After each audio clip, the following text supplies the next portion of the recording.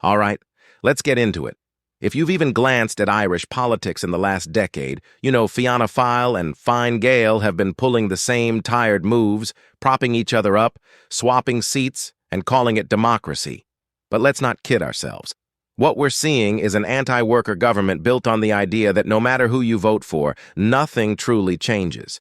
They've even managed to create a controlled opposition, so even when you think you're voting for something different, you're not. Here's the real kicker: the actual decisions, the ones that shape your rent, your health care, your future, aren't made by you, me, or anyone you'll ever see on a ballot. They're made in back rooms by unelected civil servants, pushed by billionaire lobbyists who answer to no one but their own bottom line. That's not democracy. That's rule by the few, dressed up as choice.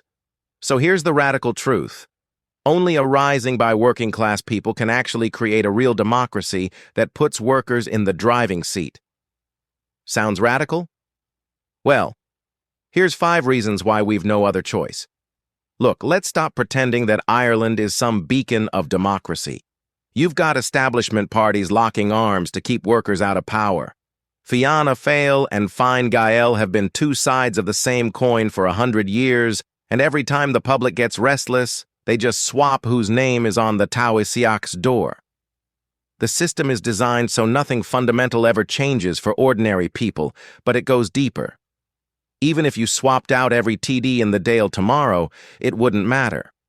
Because behind the scenes, it's unelected state bureaucrats, people you've never heard of, making the crucial decisions. These are the folks who decide budgets, who set housing policy, who negotiate with multinationals, and they're not accountable to the public. It's a permanent class of managers, shielded from any real oversight. And then there's the billionaires, let's be real, the folks with the actual power. Their money buys them access, influence, and a media landscape that steers public debate away from anything truly transformative. Every time you hear about fiscal responsibility or market confidence, just know that's code for keeping things exactly as they are for the benefit of those at the top. Voting alone won't fix this. The ballot box is important, sure, but it's not enough in a system where the real levers of power are tucked away from scrutiny. We're taught to believe in gradual change, but the truth is, the game is rigged to make sure that's impossible. So ask yourself, is this really democracy? Or is it just a performance to keep us quiet while the decisions that matter are made by people who never face an election? Now, I know what some of you are thinking. What about reform? Can't we just tweak the system to make it work for everyone? It's a nice idea, but history tells us reforms are dangled like carrots and then yanked away the moment they threaten the powerful. Just look at what happened in Finland. They had a reputation for progressive housing policy, right? But now they're facing a housing crisis just like everyone else. Because reforms only last as long as they don't interfere with profits. And take a hard look at Greece. Remember Syriza? The left-wing government got swept in with promises of radical change, but when push came to shove, the EU bankers and the global financial elite forced them to abandon almost everything they stood for. A mandate from the people means nothing if the system is built to punish any government that steps out of line. It's not just about other countries either. Here in Ireland, every time there's a hint of progress, be it on public housing, healthcare, or workers' rights, it gets watered down or reversed. The establishment will grant small concessions when they're scared, but as soon as the heat dies down, they're rolled right back. The cycle repeats. And why does this happen? Because reforms are only tolerated when they help stabilize the system, not when they empower workers. The second they threaten profits or challenge elite control, the billionaires and their bureaucratic allies clamp down. That's why relying on reform is a dead end. If we're serious about change, we can't just settle for crumbs. The system is designed to absorb or destroy any attempt at meaningful reform. That's why we need something bigger. A trap we keep falling into is this idea that the left just needs to get into government and manage things better. But here's the harsh truth. If your goal is to run the system as it is, you've already surrendered. The system isn't broken. It's working exactly as designed to serve the rich and powerful and keep everyone else scrambling for scraps. Take Sinn Féin, for example. They started out as a party that challenged the establishment, promising real change.